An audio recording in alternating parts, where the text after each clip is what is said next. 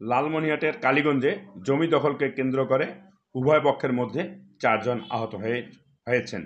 আহত ব্যক্তিগণ কালীগঞ্জ উপজেলা স্বাস্থ্য কমপ্লেক্সে চিকিৎসাধীন রয়েছেন।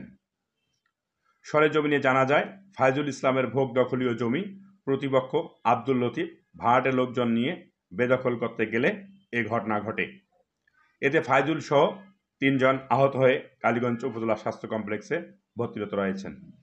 ফাইজুল ইসলামের দাবি, শুনলাম যে বাড়িতে মারামারি লাগছে। এখন দৌড়ি গিয়ে দেখি আমার আব্বাকে ওরা বিএমপির ক্লাবের ছেলে ফেলে মারতেছে। চৌধুরীহাট হৃদয়ের স্পন্দন ক্লাবের নাম। আমি গিয়ে দেখিতে আমার আব্বাকে মারতেছে, আমার আব্বা ভাইকে। এখন আমি আগাই, ইতিপূর্বে আমার হাতে এই মানে বাড়ি মারে, চোট মারে, তাই আমার হাতে কাটে, আর এইখানে দুই চারটে বাড়ি মারছে।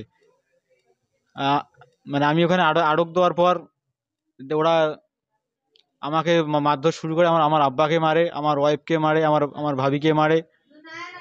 মারিয়ে ওরা আমাদের এরা মারলো বিএনপির ছেলে পেলে। চৌধুরীহাটে নাকি চৌধুরীহাটে বিএনপির সংগঠন হয়েছে। ওরা জমি দখল দিচ্ছে টাকা নিয়ে, টাকার বিনিময়ে। ঘটনাটা হচ্ছে আমার নানার সম্পত্তি। এই জমিটা আমার নানার। এখানে আমার খালাতো ভাই অন্তত 30 বছর ধরে বাড়ি করে আছে। এখন এই জমিটা কে বা কাহারা পাবে নাকি, তো এ ধরনের একটা বিচারাধীন আছে বিষয়টা। তো আমি বলছিলাম যে ফসল নষ্ট করার দরকার নাই, ফসলটা উঠে যাক। ফসলটা উঠে যাওয়ার পর যদি তোমার জমি তোমার আইনত পান, তা তোমার জমি তোমার ছেড়ে দেওয়া হবে। কিন্তু ওরা কতটা কোনো প্রকার কর্ণপাত করলো না, না করে একদল ছেলে পেলে ওরা পরিচয় দিচ্ছে যে আমরা বিএনপির ছেলে।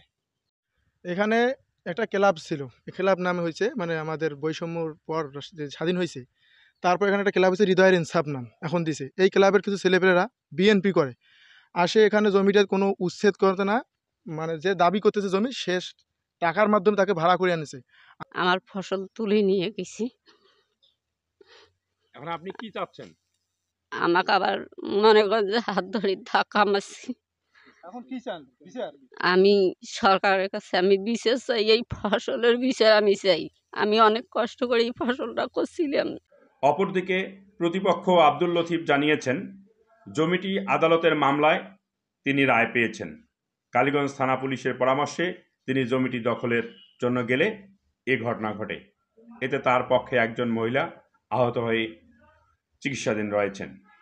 স্থানীয় বিএনপি নেতা আব্দুল বাসেত পাটোয়ারিকে মুঠোফোনে কল করা হলে তিনি বলেন, বিষয়টি মীমাংসিত বিষয়, তবে আজ কি ঘটেছে সেটি তিনি জানেন না। এ ঘটনায় কালীগঞ্জ থানায় একটি অভিযোগ দায়ের করা হয়েছে। কালীগঞ্জ থানার এসআই এরশাদ অভিযোগের সত্যতা স্বীকার করেছেন।